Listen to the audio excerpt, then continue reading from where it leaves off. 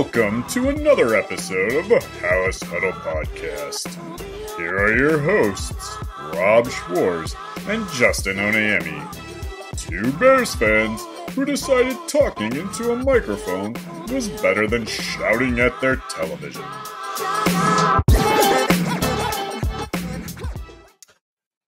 What's up, House Huddlers? Everybody welcome in. Huddle up. As always, Rob Schwartz, joined with my co-host, good buddy Justin Onayemi. Yep, good to be here. Episode 32. Yeah, I finally delivered. That's right. Finally delivered. Looks good, right? Yeah, it's you can't tell it's Walter Payton, autographed, authenticity and everything.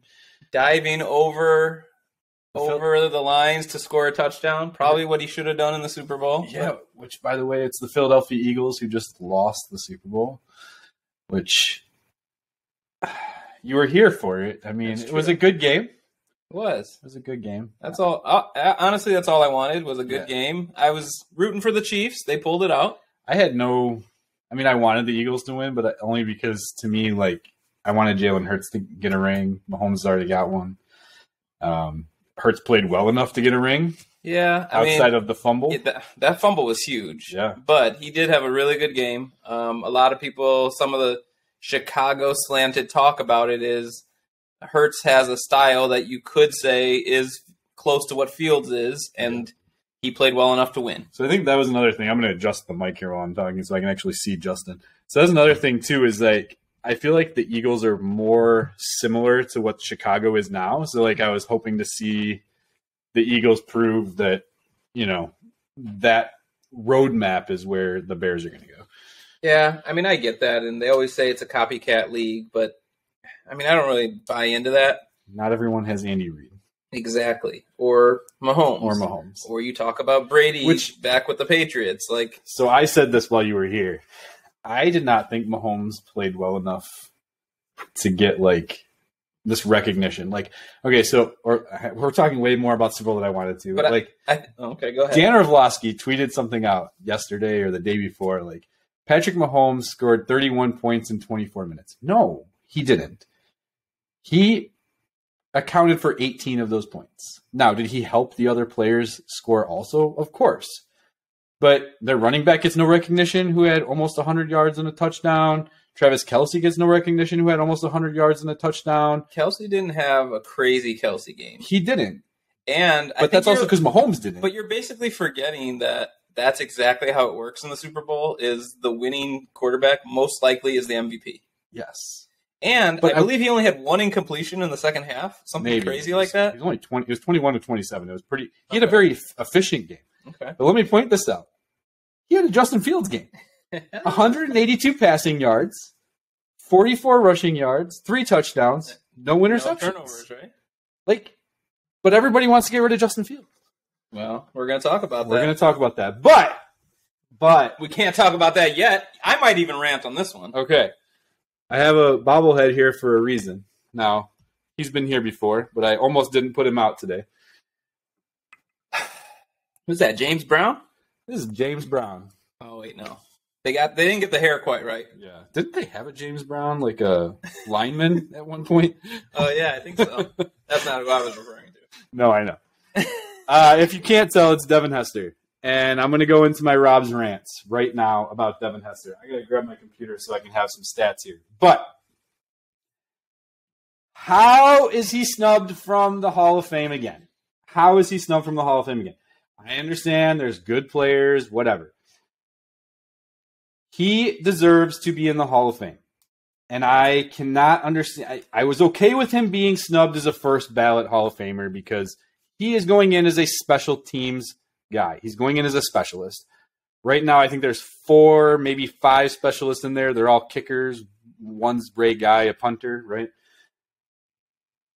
Here is just a little rundown of Devin Hester before I even get into why I really think he should be in the Hall of Fame, and it really bothers me.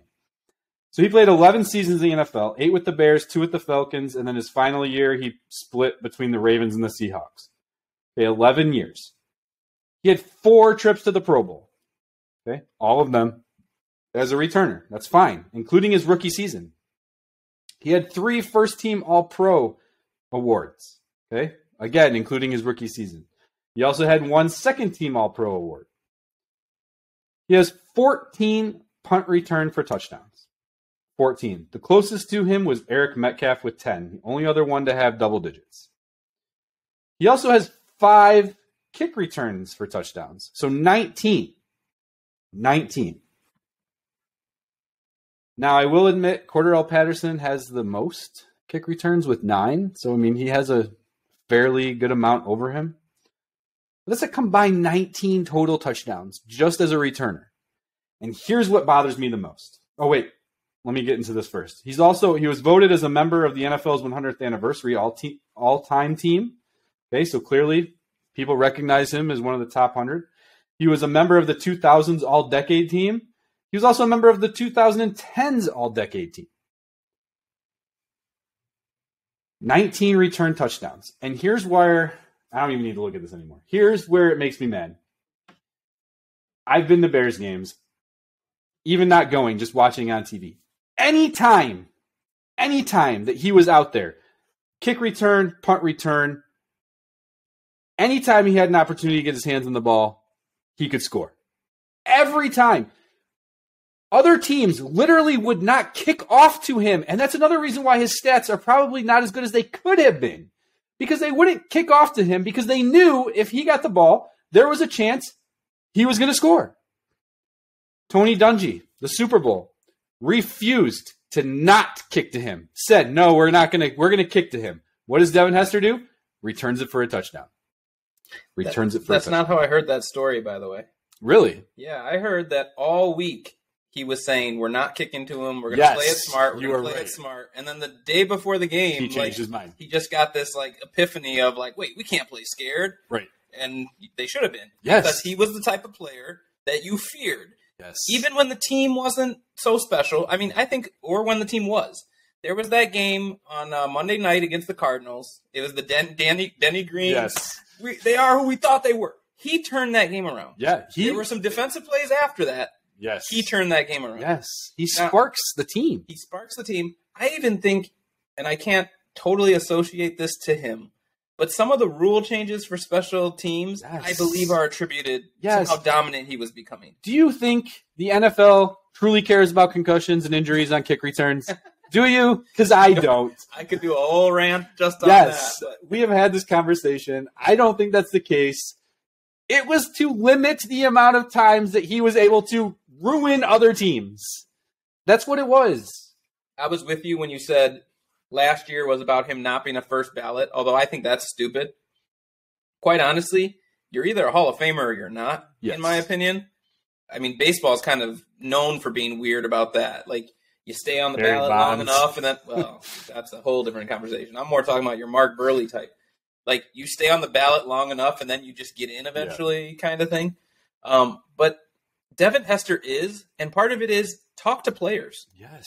Deion Sanders, who knows a thing or two about the game, specifically about kick returns and punt returns, says this dude's the best. Yes. And that's a guy who he thinks he's the best at everything, pretty much. And when you're the best at something, shouldn't you be in? You're evaluating.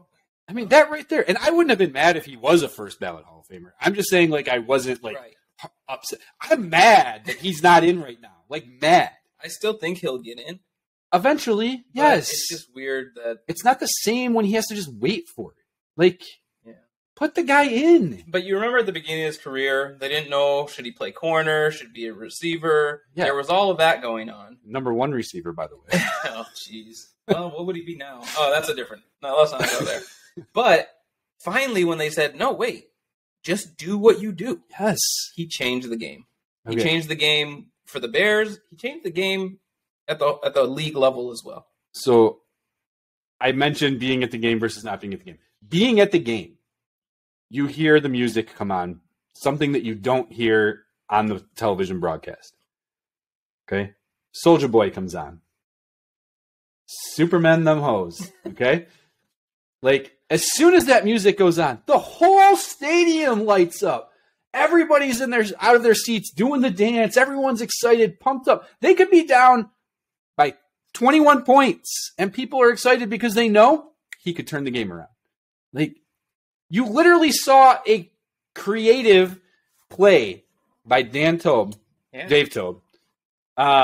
where everyone thought Hester was getting the ball, except for the punter. It was... Yeah, who was it? Oh, my God, the guy who hurt his back. I'm blanking on his name. Johnny Knox? Johnny Knox, yes. Gets the ball on the sideline. Takes off. They call a stupid holding penalty on Corey Graham. Stupid holding penalty. Awful call. In fact, the referee has admitted that shouldn't have been a call. Not only did Johnny Knox score, Devin Hester was the guy right there with him as he gets into the end zone. I mean, that's something we didn't even bring up because we're just saying what he was as a kick returner and punt returner, but his speed and his quickness were phenomenal to watch. Comparing him to other NFL players. Yes. Like, to make other NFL players look like they're not running shows you what level he was at. And his son looks to be following in his footsteps. Oh, really? I've seen some of his clips. Interesting. We'll see if it ends up converting, because you see sometimes kids don't live up to their father's expectations. Not easy. So. Not easy. But that's enough, I think, unless you have more. No. I mean, we're in lockstep on that. Yeah. He'll get in. And, I mean, you said it's hard for special teamers to get in, but Patrick Manley at some point. I'm joking. Hey, in my opinion, the best long snapper I've ever seen in the NFL. Every time he'd go to long snap, the whole stadium would get up. I mean, there are limitations, obviously, but... So, now that we're already kind of both hot and bothered. This might even get us more Should we transition to another? Yeah, this is not like fire and ice. Yeah. Oh, I need my computer for this one. Fire and more fire. So I'll set it up, but then you're going to actually lead us in. Yeah. It's something we've gone back and forth in. Well, and let's also just real quick frame something. It is the offseason officially. It is. The Super Bowl is over. The Bears are on the clock, baby. On the clock. For how long? Maybe they trade it way before the draft. I hope not. But that's the thing. It's hard. There's stuff we definitely want to talk about. Yes. But we're still waiting. February 21st is the beginning of franchise tag. Goes till March 6th, I believe. So it's like 2 weeks. Yeah. Or no, it might go longer than that. I could look it up. Anyway. You think you said March 7th? These are the types of things that will determine our episodes. However, we got to talk this one. Yeah. And this might be how we have to approach each week. Take the hot topic of the week. And then just trash them. For the most part, yes. I mean, maybe there's some good ones. Yeah. I don't know if this one is. All right. So yesterday or the day before, Colin Cowherd on his show, Cowherd, I'm sorry. He is a coward, but Cowherd. After talking about how good Justin Fields was in December, now completely reverses where he's going with it and says the Chicago Bears must trade Justin Fields. Not only does he say this, he goes on a rant with 4 reasons on why he thinks they need to trade Justin Fields. I'm going to go through one at a time. Or do you want me to just list them all? Let's take them apart one by one. We'll go one by one. And I'm not just here to take it apart. I'll talk through it, but most of them were really dumb. Yeah, we will talk. Let's be subjective. Okay. Let's not... Right. I'll take my bear goggles off. Oh. And fan-sided. I'll take my bear goggles off, and I will Let's try to see where they have merit. Yeah. Honestly, that's going to be tough. So, and he's not the only one. Okay, so Warren Sapp came out a couple weeks ago also saying that he's heard that they're looking to trade him. Jason La Canfora just came out the day after the Colin Cowherd thing saying he's hearing rumblings that NFL GMs think that Justin Fields could be on the block. Let me tell you, before we get into this, that's a good thing. That means Ryan Poles is doing a good job getting his whispers out, trying to get people to think, hey, is Justin Fields, are they going to take a quarterback? I got to trade up now. Okay, so it's not a bad thing that these whispers are happening. We just got to remain patient. Like Justin said, it's the offseason. This is like the worst time of year because everyone can say whatever the hell they want. Bears are going to win the Super Bowl next year. All right, so reason number 1, Colin Cowherd. His value will go down if he has another bad to average season. Okay, so let's think about that. He's going to be going into year 4 after this season, right? last year of his rookie contract, but any team could give him a 5th-year option. So, and what is the definition of bad to average? I mean, what did we consider last year? I mean, I'm assuming he thinks that's already bad to average. That's what I'm assuming. Okay. So this goes back to what we were talking about last week. There is no way that the team, assuming they keep him, there is no way the team that they will field next year will be worse on paper than the team they had this year. Right. And for the first time in a long time, he'll be with the same offensive coordinator that he was with, running the same system, but with better talent around him. He's already talked about how he's excited to actually have a system to work on that he already knows. Right. So I don't know how you would think he would get worse. So he could stay the same. And if the talent around him is better, then you look at them being 1-7 in one possession games, and all of a sudden maybe that goes to 4-4. Yeah. And you're considerably better already. Right. They averaged 30 points over a 6-week span with Justin Fields at under center. So here's the other thing. Even if he's right that for some reason Justin Fields stays the same or gets worse next year, but you kept him and built a better team, all you're doing is making it a better landing spot for whoever comes to replace him. Correct. Whether that's a rookie, whether it's a stud rookie like Caleb Williams, or a rookie you go after who I'm not familiar with at this moment, or you're going the trade route with a veteran or signing someone in free agency. Either way, you will have built a team that they could have success with. And we've already talked about it. If they're trading the first overall pick, they're going to have more ammunition with future draft picks next year to move up to wherever they need to. Should he fail. Right. But let's also analyze his statement a little closer. So, what do you think, and I don't know if he said this in his rant, I think I listened to it, I don't recall him saying this. What does he think Justin Fields' value is right now? He made it sound like you could just trade him straight up for the number 8 pick to the Falcons. That is one of the options that he had stated. Okay. Yes. So, is saying that his value falls, and let's say he has a crap year, and now next year all you can get for him is a 2nd-round pick? Isn't that still good? I mean, it's not in the sense that you spent a 1st on him. Sure, but again, and this goes into his second thing, they didn't draft him.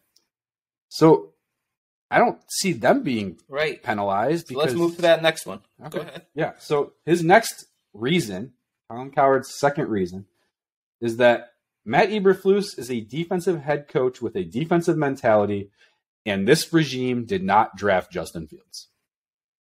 That's fine. It supports not trading him. But in this sense, too, Justin Fields was being evaluated this year. He won them over in the middle of the season. I guarantee that he did. And it might not be just the way he played on the field, but we know Matt Eberflus is more than a defensive mentality coach. He is a disciplined coach, a hardworking coach. That's leadership coach. That's Justin Fields to a T. But it's the opposite. His point is the opposite. Right now, if you feel like it's a debate, it's like, ooh, it could go either way. Then the fear would be, what if we trade this guy and he was legit? He was the real deal. You don't want to be on the wrong side of that. Nope. But they have the plausible deniability of being like, well, we didn't actually take this guy. Right. If you happen to hold on to him that 1 year too long, and that's, again, assuming next year is some kind of disaster, which I don't see where the evidence that that's going to happen is coming from. I don't either. But Matt Eberflus and Ryan Poles, if they hold on to him and he has a subpar season next year, could basically get away with it by saying, well, he wasn't our guy from the beginning. We gave him every shot we could. We built a better team around him. He just wasn't it. Now we're ready to move on. Yeah. I mean, I don't even get it. Because it's almost like if you had an offensive coach who didn't bring the guy in, he might say, it's kind of like Nagy. He didn't ever really think Trubisky was the guy who could run his system. Correct. If you're a defensive coach, I don't see you being like, but I have a particular prototype for the quarterback I like to have. Which, by the way, Matt Nagy said that they were all in on Justin Fields. So clearly he thought Fields could run his... Yeah, he didn't show it. They had a plan for him. Well, that was messed up for a lot of reasons. Because I truly think Nagy didn't show it enough because he was trying to save his job. Rather than invest in Fields' development, which would have maybe saved his job. Correct. But honestly, I'm glad he's gone. Same. He can take his Super Bowl ring. Yeah, he's number 2. All right, so the third point that Colin Cowherd goes on to talk about is that Chicago probably won't have the top pick in the NFL draft for a while. He doesn't view this team being one of the teams that's consistently the worst in the NFL. I'm grateful for that. And I kind of agree with him. And I do think having a disciplined team, it's very unlikely that they are. I didn't think they were going to be this year. And I do think the fact that they were in so many one-score games shows that there was a good chance that or a reason why they shouldn't have been considered the worst team in the league. And they had a very high strength of schedule compared to some of the other bottom-feeding teams. Yes, one of the well, highest strengths of schedule. No, the highest, I believe. It might have been. I know it was close, if not the. And they haven't playoff teams. And they had. I think it was even more than most of the playoff teams. And they haven't had the first overall pick since I believe 1947. So clearly, it's been a while. But you can't plan around that.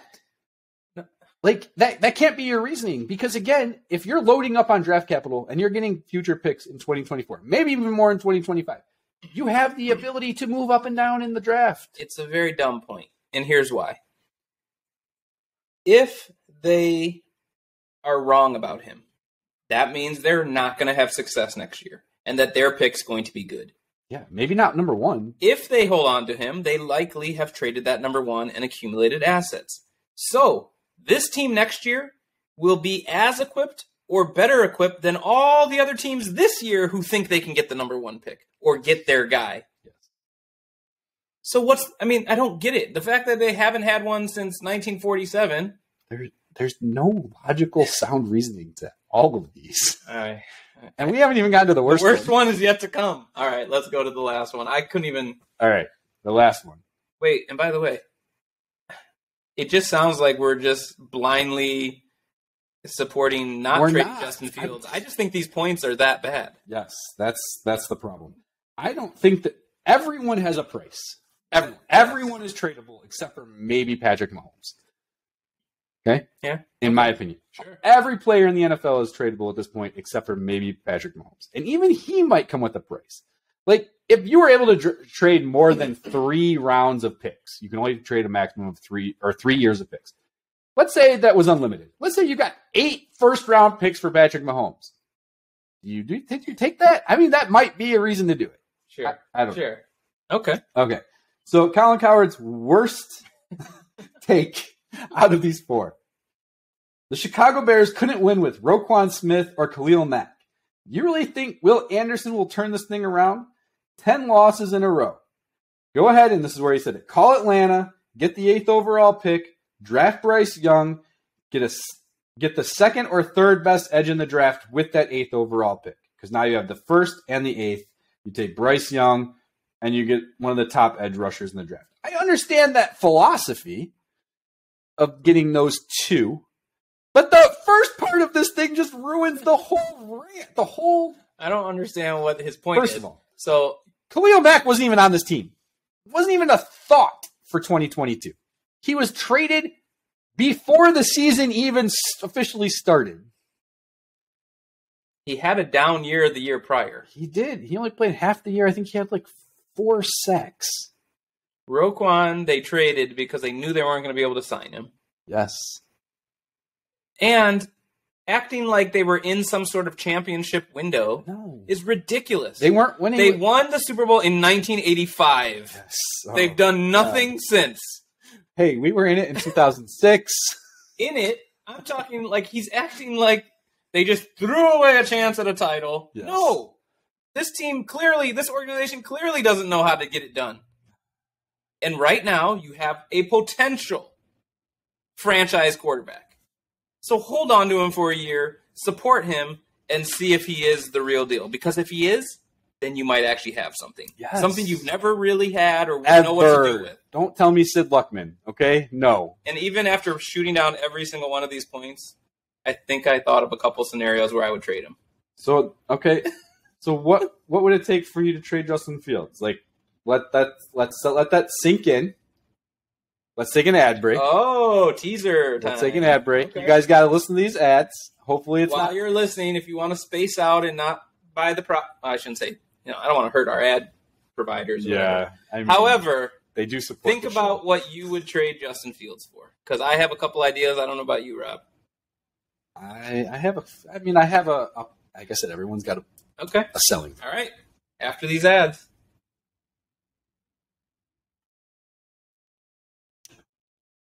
Put it up for the second half, and we screwed up. We went into we're a Bears podcast, but we started talking Super Bowl. Yes. And we forgot to go into episode 32 analysis. Stupid flipping Chiefs and Eagles, ruining everything. Always. So anyway, episode 32. I got my guy.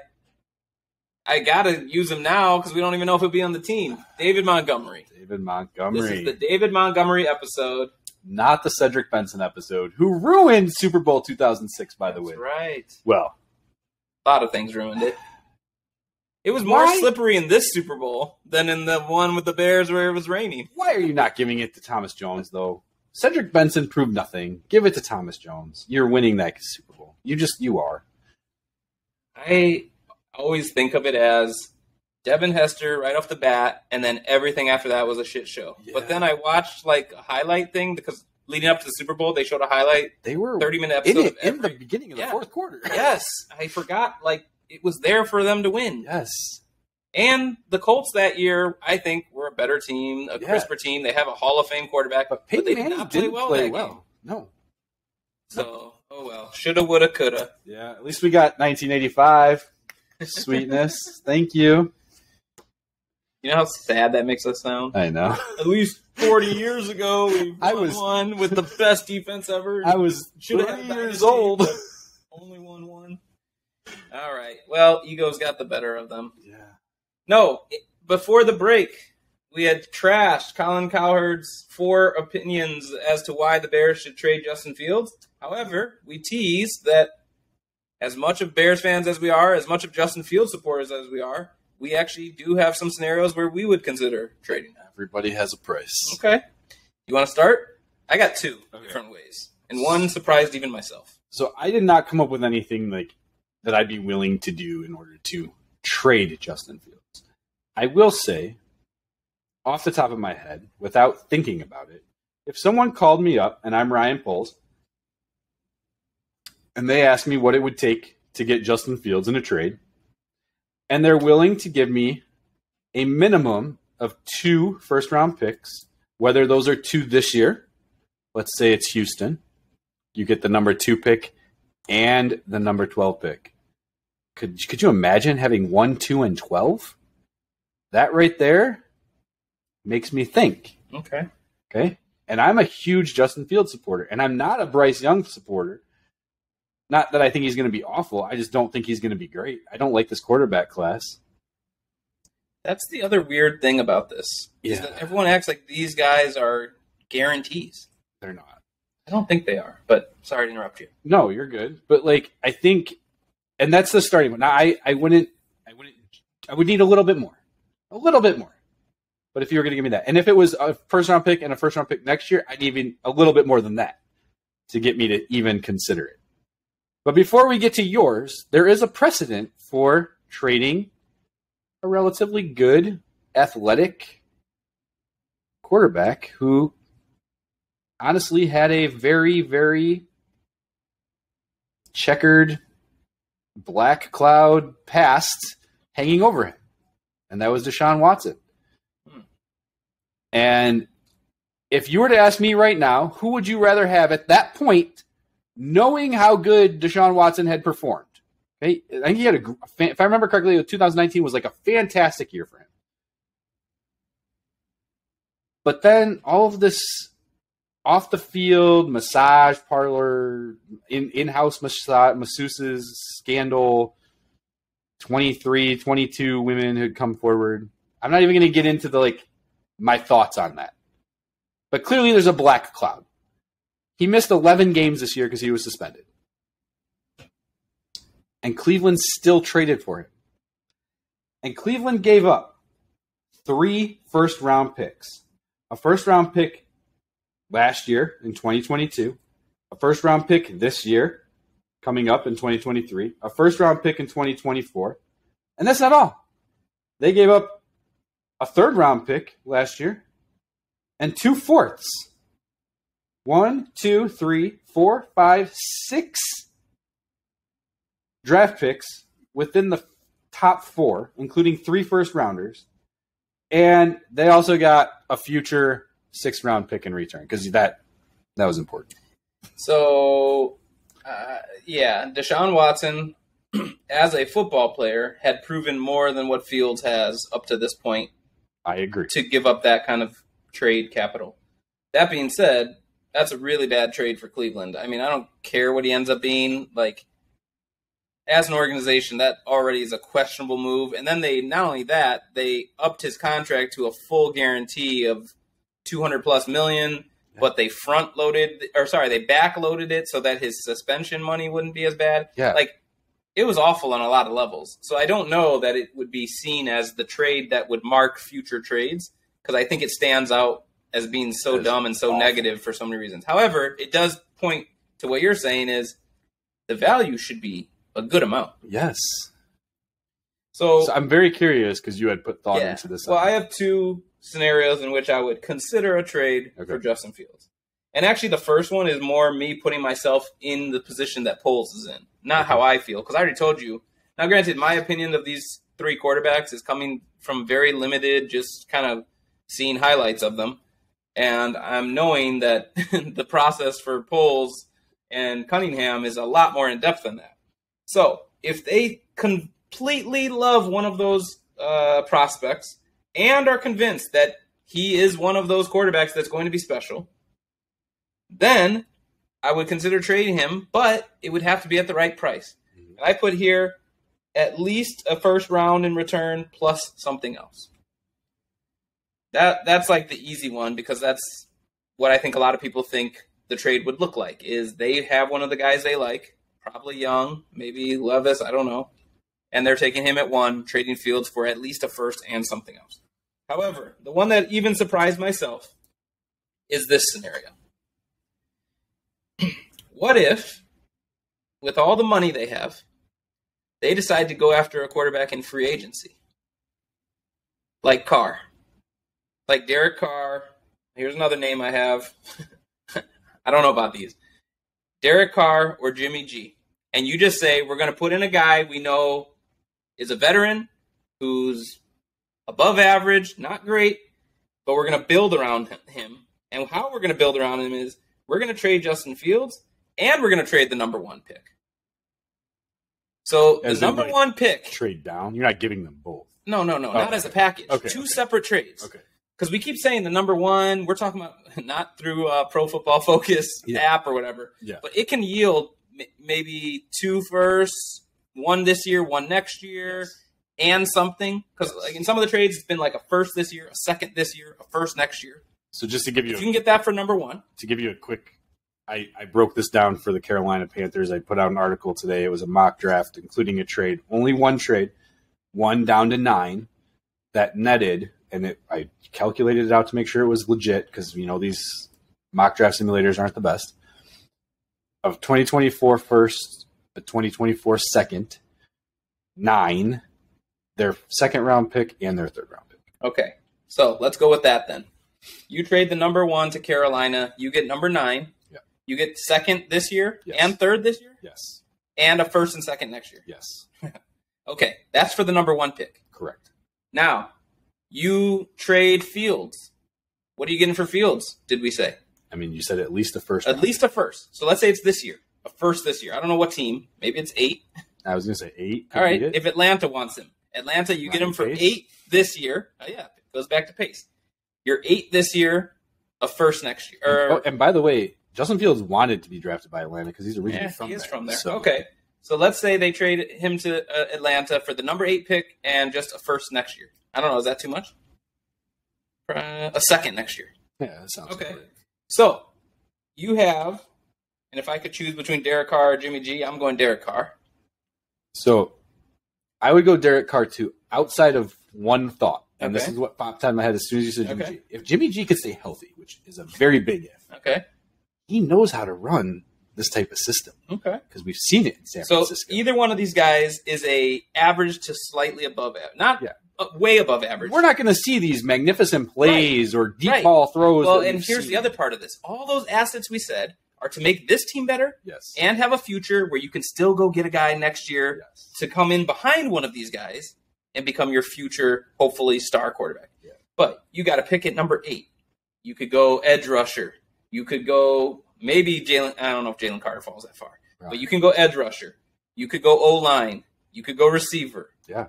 You still got all that free agent money we keep talking about, where you better be going O-line, and you could be going D-line as well. Yeah. I mean, So I you're building a team around a proven quarterback, and you've created all these assets in this draft and next. yes.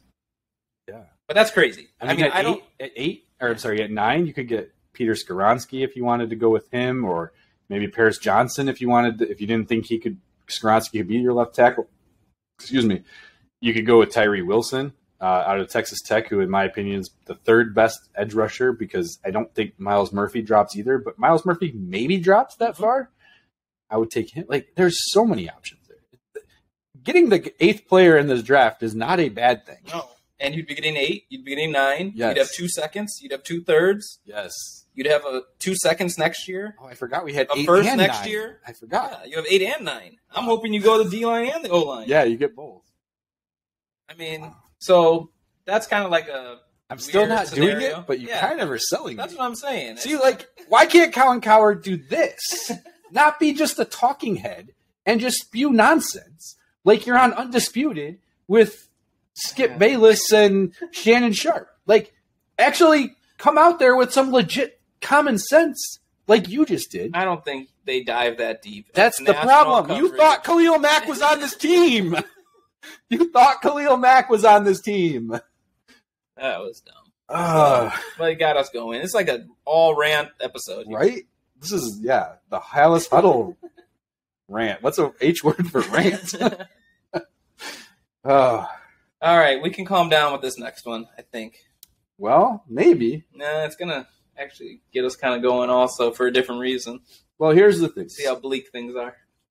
So Justin had a really good idea for a segment where we are going to go through each position and determine how many starters the Chicago Bears have at each position. We're going to current roster. on their current roster. We're only going to look at offense tonight because we're already running a little bit behind.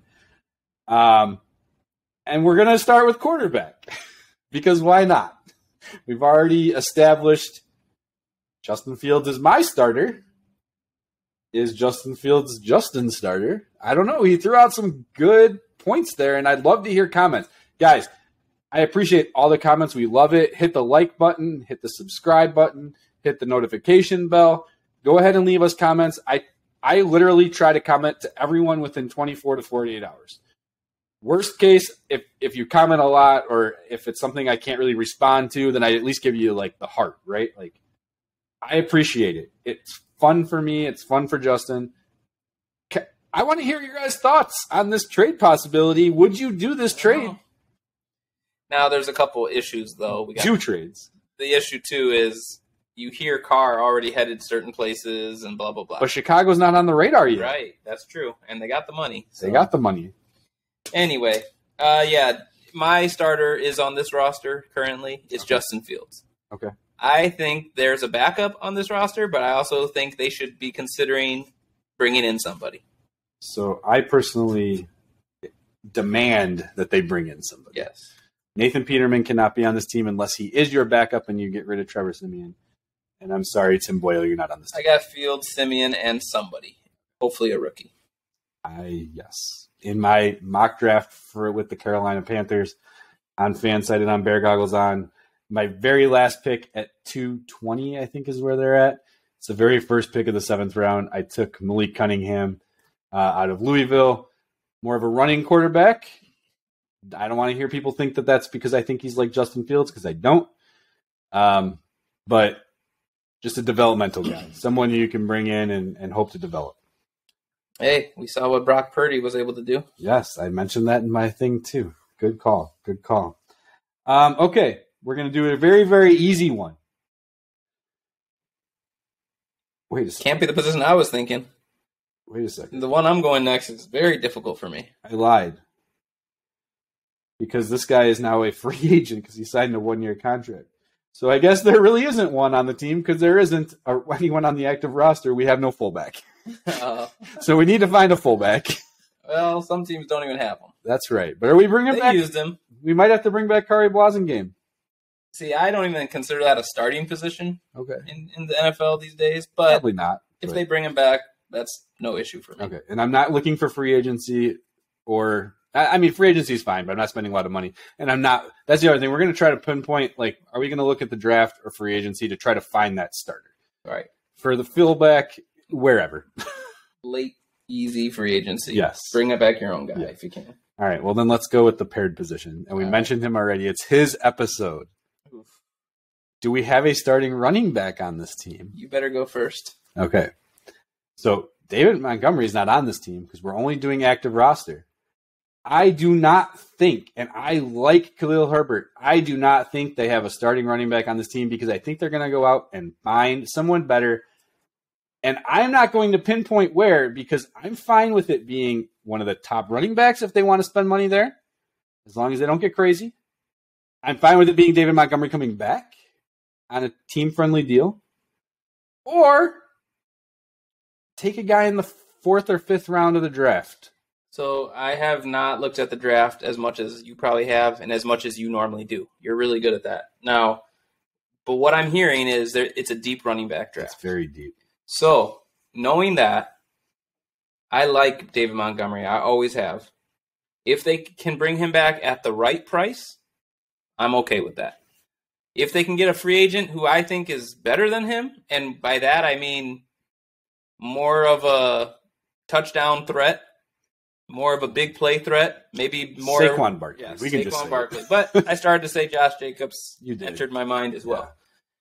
I'm okay with that, and I'd be okay with drafting the guy. And quite honestly, I believe Khalil Herbert is still your backup in any of those scenarios.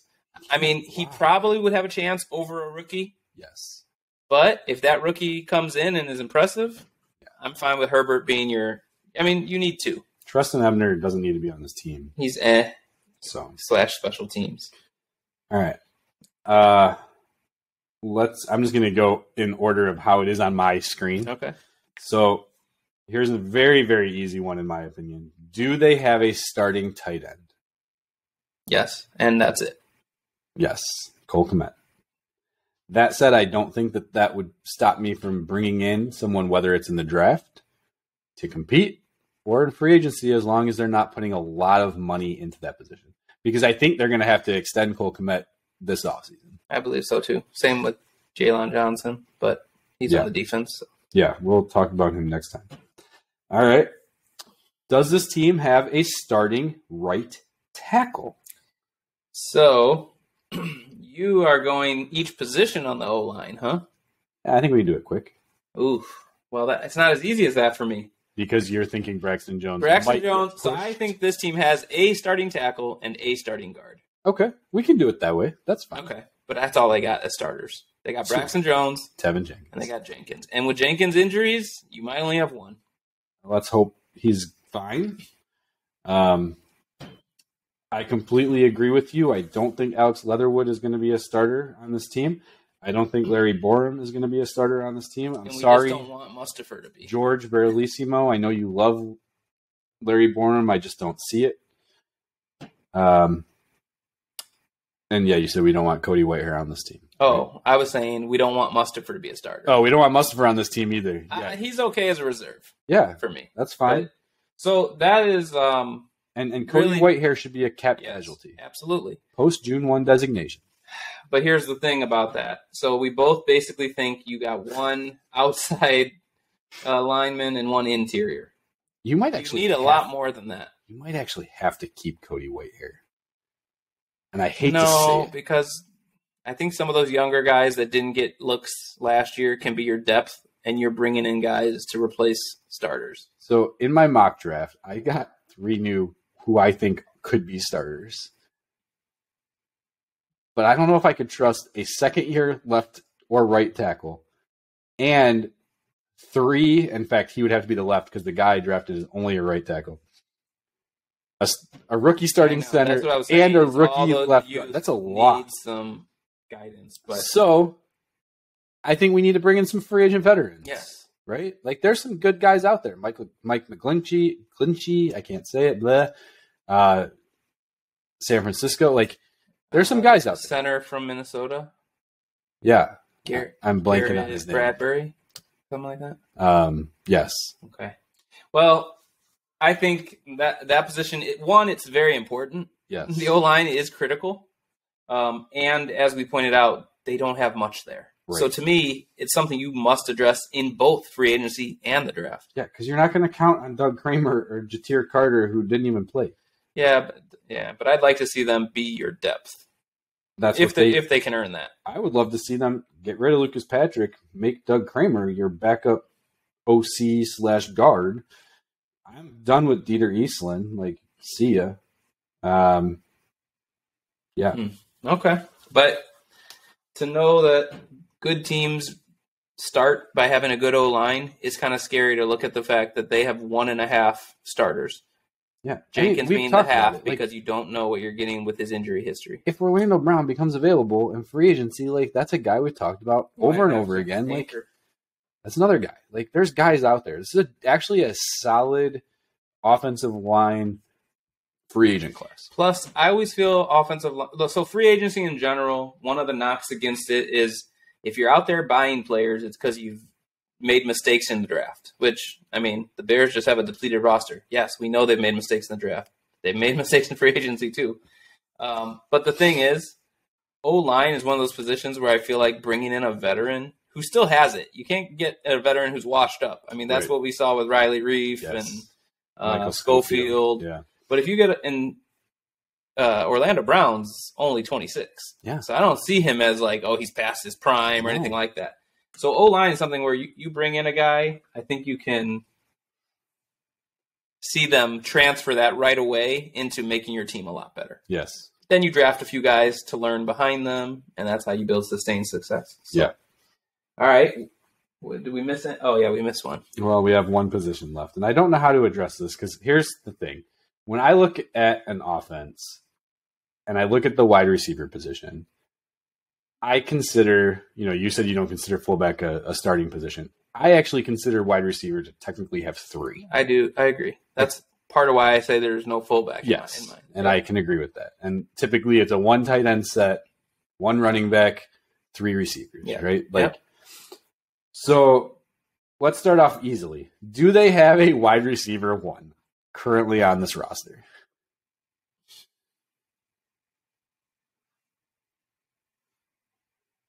No. That's the correct answer. C, correct. It was so painful to admit that, though. But they got 2 number 2s. They have 2 very good number 2s, right? Darnell Mooney, another guy who might need to be extended. Chase Claypool, another guy who might be extended. I don't think they get their extensions in the offseason.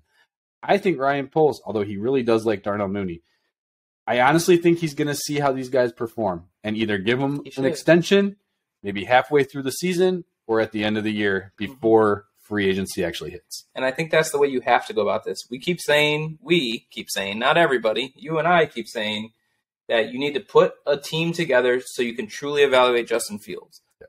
You need to do that for everyone. Yes. You need to do that for a guy like Mooney. You definitely need to do it with Claypool because he's a new addition on his last year of a deal.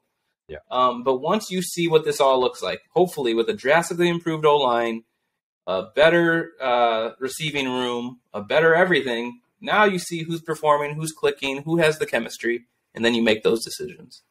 So, but part of the lots and lots of money they have this year, they got to still be smart in how they spend it, looking at the moves that are still ahead of them in the future. I don't have to look at it anymore. But what that tells me is that they have 2 out of the 3 starting wide receivers. They re-signed Equinemius St. Brown. I was okay with that signing. But here's the thing. He can't be your number 2 like he was this year. Like, he can't. He needs to be your 4 or 5. Mm-hmm. Therefore, he's to me isn't a starter. Velus Jones, not a starter. So you have to find a third starter, whether that's through free agency or the draft. So that's exactly how I said it. I said you got 2 starters and you got 2 backups. And it's the same people you said. The problem being, how do you find that third? I truly don't know, because I think you attack it free agency in both. Yeah. Here's the thing, though. I don't think you're going to find. So if you trade the number 1 overall pick and you land a decent second round pick, probably a third. Let's use my Carolina example as an option. Okay, I went from only having 1 pick in the top 50, because 54 is where they are right now, because they only have the Ravens second rounder. 1 top pick in the top 50 to having 2 in the top 40, 5 in the top 75. So you definitely, now here's the thing. There are trade scenarios. I'm just thinking of the Colts as an example, where you're trading back the 1, you get 4 and 35. Yeah. And maybe a first next year. But anyway, what people sometimes maybe forget is that you might pick up a pick like 35 and be watching closely to see who's available, who's on your board. And if you start to see receivers going and you have your eye on a particular one, now you maybe trade 35 and something to move up back into the first round, towards the end of the first round, and get your guy. It's the same way we attack fantasy football drafts. You see a run, you either pivot, you zig when they zag, or if you're close enough to the beginning of that run, and you have, I love tiers. And we have, 2 receivers in that tier. We had that this year. I can't remember who it was, but it was Stephon Diggs and Justin Jefferson. And we ended up with Jefferson, but we did through trading. But did we get Diggs? It was on one of our episodes. We could go back and I don't remember. No, there was 3. We ended up we got the third one. Whoever it was. I have a bad memory. Yeah, whoever it was. We got him. And traded for Jefferson later. Yeah. Because he should have been the pick. He should have been the pick. But the other ones, you should have brought up fantasy, man. Because at the end of the season was the only time I was using tiers. They were coming down my face as we didn't win hardly any money out of the league. It was a rough year. But the point is that you can adjust. You always have to adapt to what's happening. And if you're seeing something go with a run, you make your move. You get the guy you want. As long as it's not like a Ryan Pace move. Yeah. So it'll be a very interesting thing to see when all is said and done, how they approach this. Yeah. Because it's kind of like eating a Reese's cup. There's no wrong way to do this offseason. Well, here's the thing. No, there could be. But there are many options and many possibilities. Let's summarize this. There was 11-ish starting positions. We have quarterback, tight end, 2 offensive linemen, 2 receivers. That's 6. They need at least 4 more starters. 5. Yes, I can't do math. Well, you should have just looked at your fingers and then gone. I put them down. Let's see one more. I can't. I can only count to 10, guys. So yes, 5 starters on offense. We'll talk defense next episode, but I don't know if it's going to be much better. And we don't even know if they want to keep Santos. So if we do a special teams episode, we won't do a whole episode on special teams. No. Unless it's to have another Devin Hester rant. Yeah. And throw a Patrick Manley rant in there too while we're at it. All right. This was good. That was a good one. Yeah. Justin and I are looking into other options for potentially having some live episodes in the future. I'm trying to see about possibly switching over to a different host for our site or for our podcast. Clearly, we'll still be putting it on YouTube, but we don't use YouTube to record. And we're going to look at doing YouTube live with a different host.